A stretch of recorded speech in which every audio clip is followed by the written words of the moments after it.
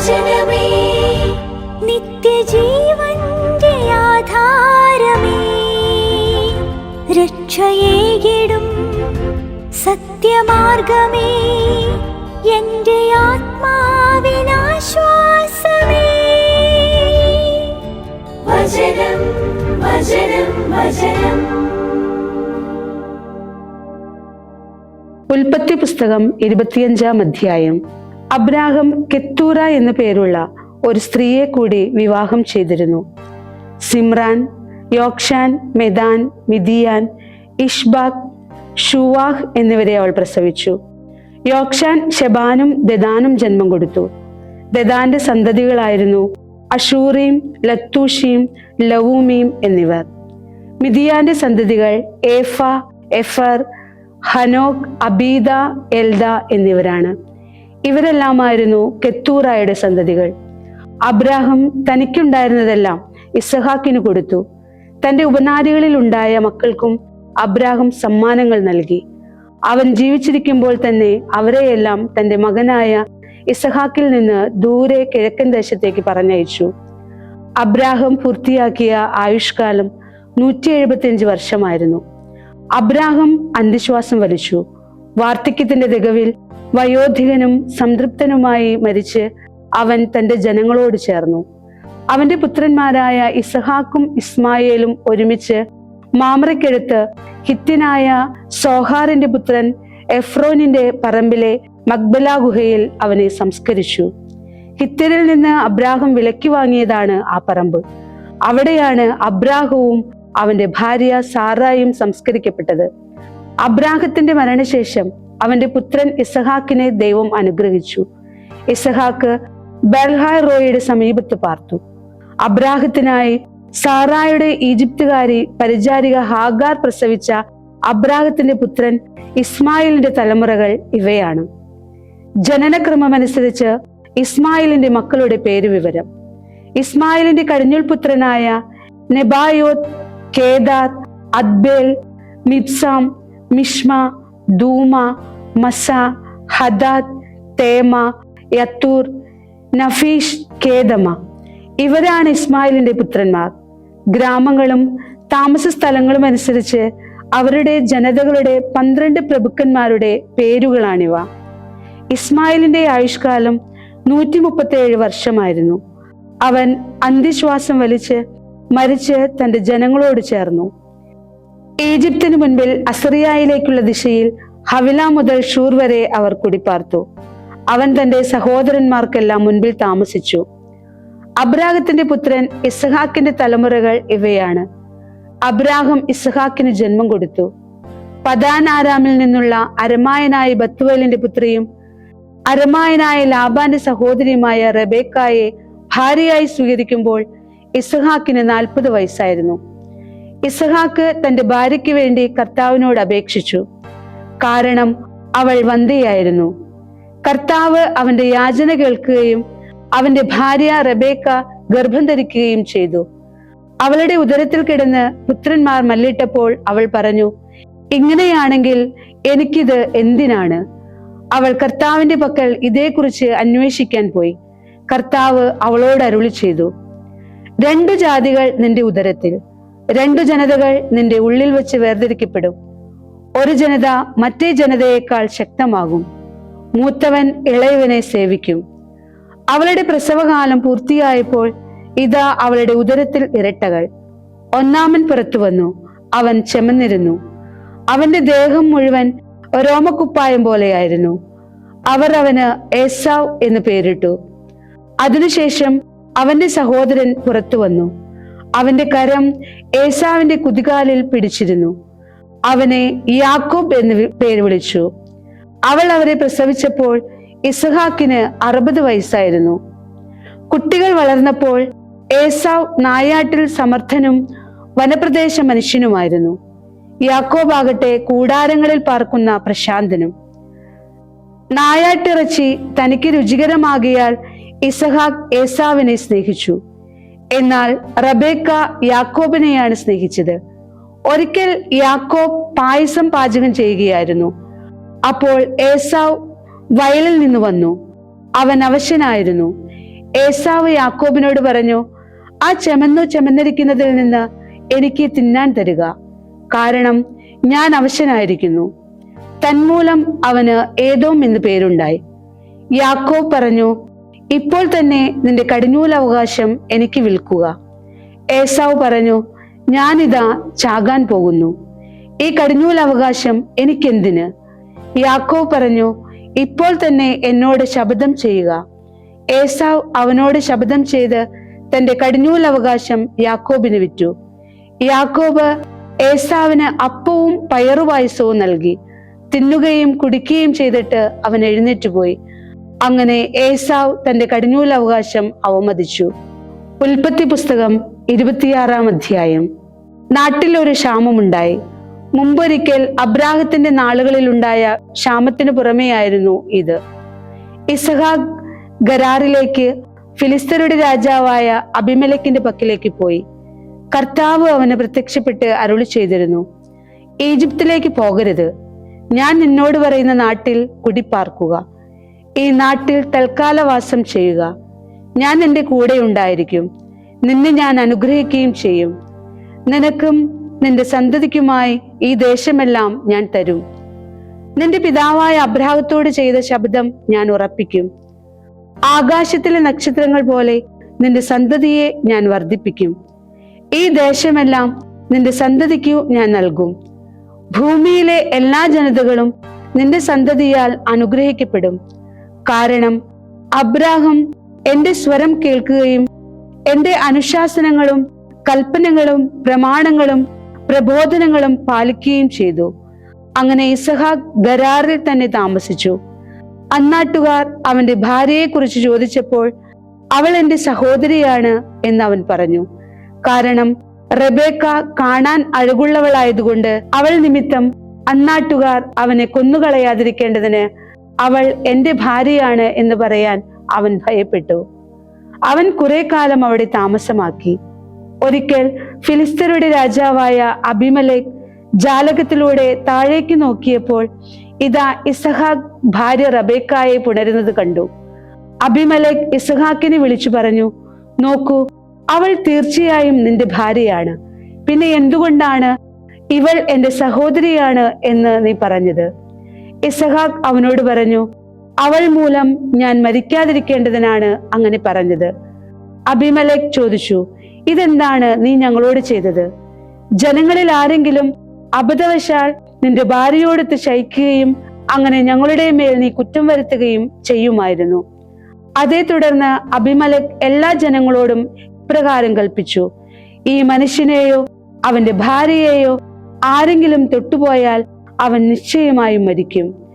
ഇസഹാക്ക് ആ നാട്ടിൽ വിതയ്ക്കുകയും അക്കൊല്ലം തന്നെ 100 മേനി നേടുകയും ചെയ്തു. കർത്താവ് അവനെ അനുഗ്രഹിച്ചു. അവൻ അഭിവൃദ്ധിപ്പെട്ട് വളരെ വലിയവനാകുന്നതുവരെ പടിപടിയായി വളർന്നുകൊണ്ടിരുന്നു. അവന് സ്വന്തമായ ആടുമാടുകളും വലിയൊരു പരിചാരക വൃന്ദവും ഉണ്ടായിരുന്നു.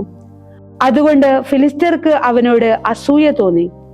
അവന്റെ പിതാവായ അബ്രാഹത്തിന്റെ കാലത്ത് പിതാവിന്റെ വേലക്കാർ കുഴിച്ച എല്ലാ കിണറുകളും ഫിലിസ്ത്യർ ഉപരോധിക്കുകയും പൂഴിയിട്ട് നികത്തുകയും ചെയ്തു. അബിമേലെക്ക് ഇസഹാക്കിനോട് പറഞ്ഞു, ഞങ്ങളെ വിട്ടുപോവുക, എന്തെന്നാൽ നീ ഞങ്ങളെക്കാൾ കൂടുതൽ ശക്തനായിരിക്കുന്നു. ഇസഹാക്ക് അവിടെ നിന്ന് പോയി ഗരാർ നീർച്ചാലിനടുത്ത് താവളമടിച്ച് അവിടെ താമസമാക്കി. തന്റെ പിതാവായ അബ്രാഹത്തിന്റെ കാലത്ത് കുഴിച്ചതും അബ്രാഹത്തിന്റെ മരണശേഷം ഫിലിസ്ത്യർ ഉപരോധിച്ചതുമായ വെള്ളമുള്ള കിണറുകളെല്ലാം ഇസഹാക്ക് പുതുക്കി കുഴിച്ചു. തന്റെ പിതാവ് നൽകിയിരുന്ന പേരുകൾ തന്നെ അവയ്ക്ക് നൽകുകയും ചെയ്തു. നീർച്ചാലിനടുത്ത് കുഴിച്ചുകൊണ്ടിരിക്കെ ഇസഹാക്കിന്റെ വേലക്കാർ നീരുറവുള്ള ഒരു കിണർ കണ്ടെത്തി. അപ്പോൾ ഗരാറിലെ ഇടയന്മാർ ഈ വെള്ളം ഞങ്ങളുടേതാണ് എന്ന് പറഞ്ഞ് ഇസഹാക്കിന്റെ ഇടയന്മാരുമായി തർക്കിച്ചു. അവർ അവനോട് വഴക്കടിച്ചതിനാൽ അവർ ആ കിണറിന് ഏസെക് എന്ന് പേരിട്ടു. അവർ മറ്റൊരു കിണർ കുഴിച്ചു. അതിനെ പ്രതിയും അവർ തർക്കിച്ചു. അവൻ അതിനെ സിദ്ന എന്ന് വിളിച്ചു. അവൻ അവിടെ നിന്ന് മുന്നോട്ട് നീങ്ങി വേറൊരു കിണർ കുഴിച്ചു. എന്നാൽ അതിന്റെ പേരിൽ അവർ കലഹിച്ചില്ല. അവൻ അതിന് റഹോബോത്ത് എന്ന് പേരിട്ടുകൊണ്ട് പറഞ്ഞു, ഇപ്പോൾ കർത്താവ് ഞങ്ങൾക്ക് ഇടം വിസ്തൃതമാക്കിയിരിക്കുന്നതിനാൽ ഞങ്ങൾ ഭൂമിയിൽ പെരുകും. അവിടെ നിന്ന് അവൻ ബെർശബയിലേക്ക് കയറി. ആ രാത്രിയിൽ കർത്താവ് അവന് പ്രത്യക്ഷപ്പെട്ട് അരുളി ചെയ്തു, നിന്റെ പിതാവായ അബ്രാഹത്തിന്റെ ദൈവമാണ് ഞാൻ, നീ ഭയപ്പെടേണ്ട. എന്തെന്നാൽ ഞാൻ നിന്നോട് കൂടെയുണ്ട്, ഞാൻ നിന്നെ അനുഗ്രഹിക്കും. എന്റെ ദാസനായ അബ്രാഹത്തെ പ്രതി നിന്റെ സന്തതിയെ ഞാൻ വർദ്ധിപ്പിക്കുകയും ചെയ്യും. അവൻ അവിടെ ഒരു ബലിപീഠം പണിത് കർത്താവിന്റെ നാമം വിളിച്ചപേക്ഷിച്ചു. അവൻ അവിടെ തന്റെ കൂടാരമടിച്ചു. ഇസഹാക്കിന്റെ ഭൃത്യന്മാർ അവിടെ ഒരു കിണർ കുഴിച്ചു. ഗരാറിൽ നിന്ന് അബിമലേഖ് തന്റെ സ്നേഹിതനായ അഹൂസത്തും സേനാധിപനായ ഫിക്കോളുമൊത്ത് അവന്റെ അടുത്ത് ചെന്നു.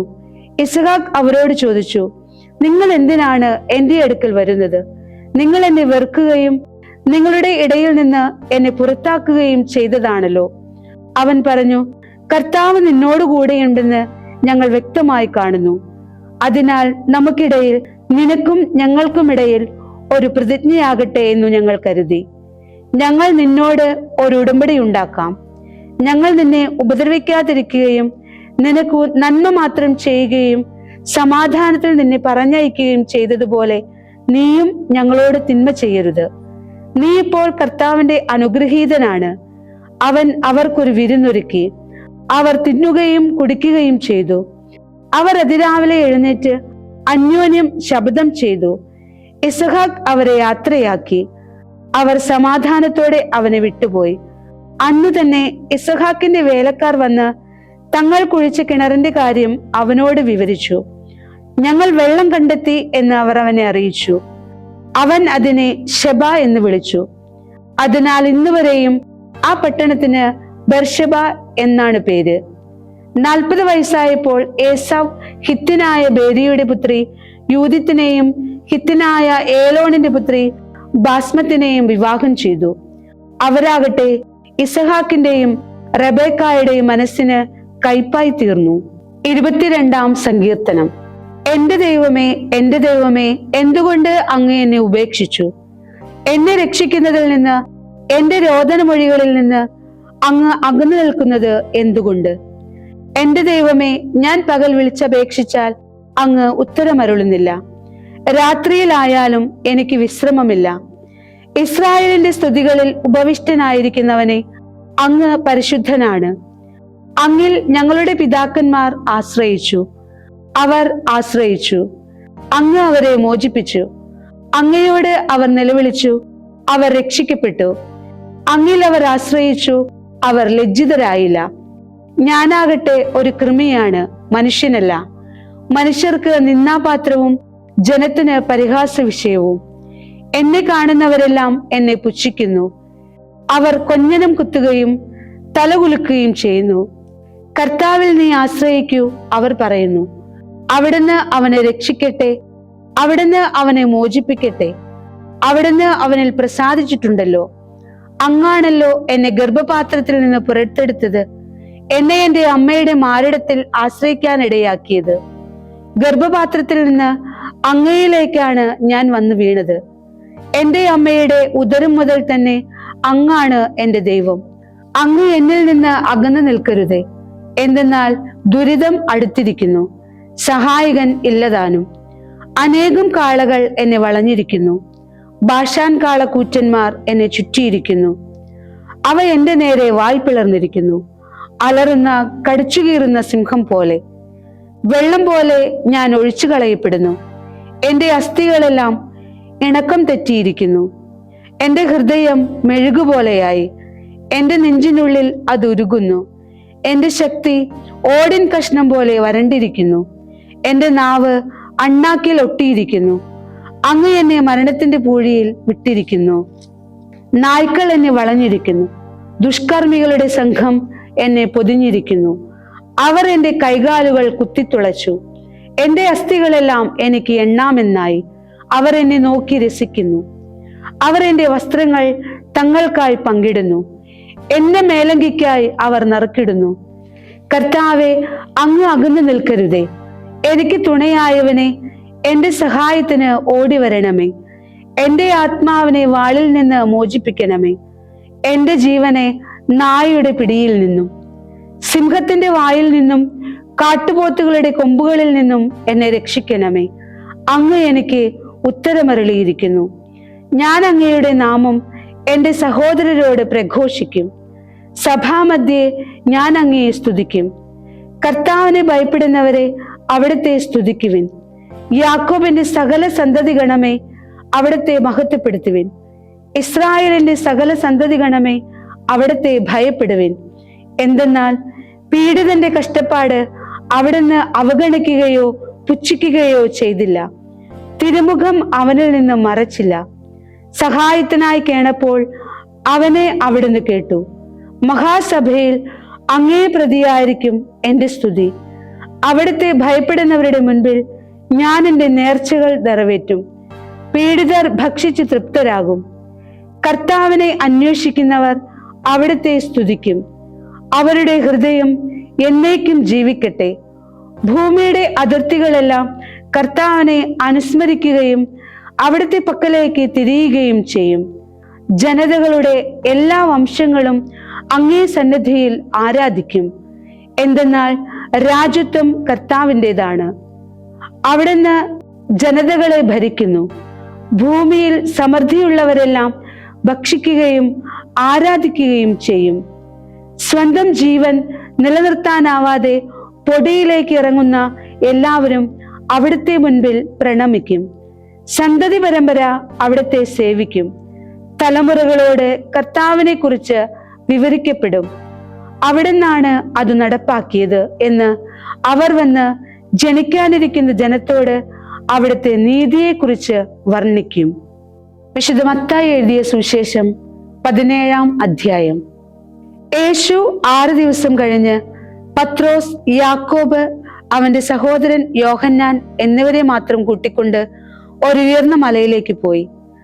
അവൻ അവരുടെ മുൻപിൽ വെച്ച് രൂപാന്തരപ്പെട്ടു. അവന്റെ മുഖം സൂര്യനെ പോലെ വെട്ടിത്തിളങ്ങി. അവന്റെ വസ്ത്രങ്ങൾ പ്രകാശം പോലെ ധവളമായി. മോശയും ഏലിയായും അവനോട് സംസാരിക്കുന്നതായി അവർക്ക് കാണപ്പെട്ടു. പത്രോസ് യേശുവിനോട് പറഞ്ഞു, കർത്താവേ, നാം ഇവിടെയായിരിക്കുന്നത് നല്ലതാണ്.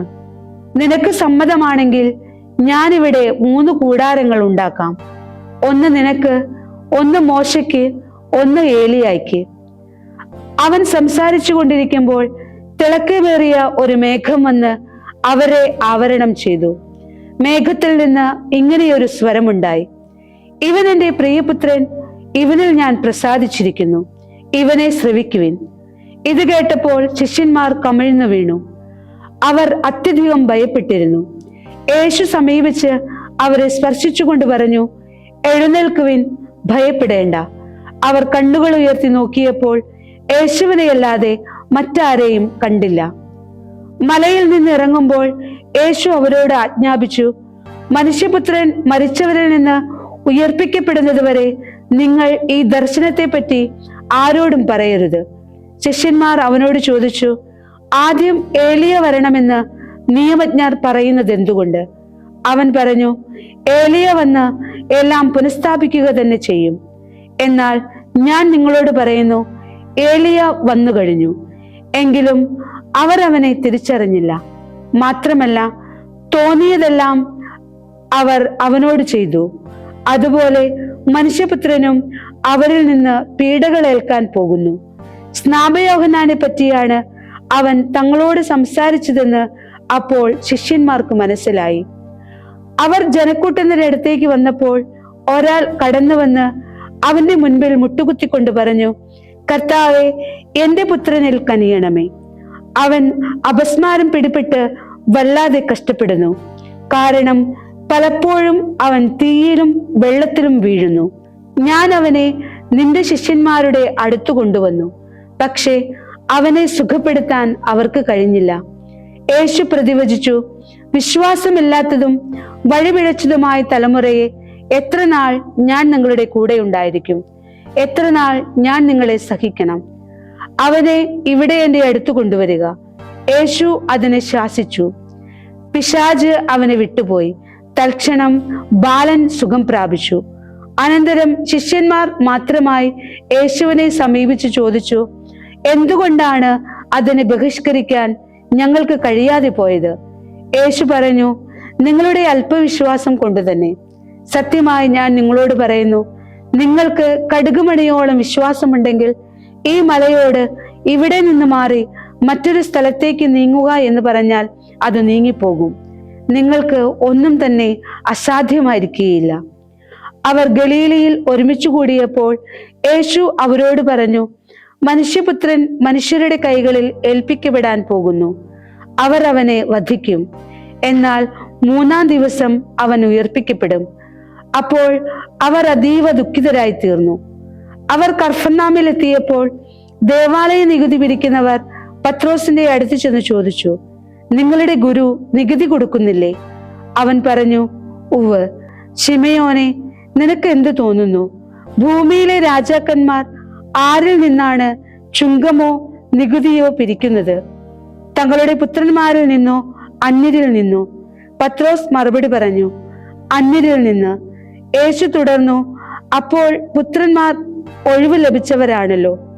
എങ്കിലും അവർക്ക് ഇടർച്ച നൽകാതിരിക്കാൻ നീ കടലിൽ പോയി ചൂണ്ടയിടുക. ആദ്യം ലഭിക്കുന്ന മത്സ്യത്തിന്റെ വായ് തുറക്കുമ്പോൾ ഒരു നാണയം കണ്ടെത്തും.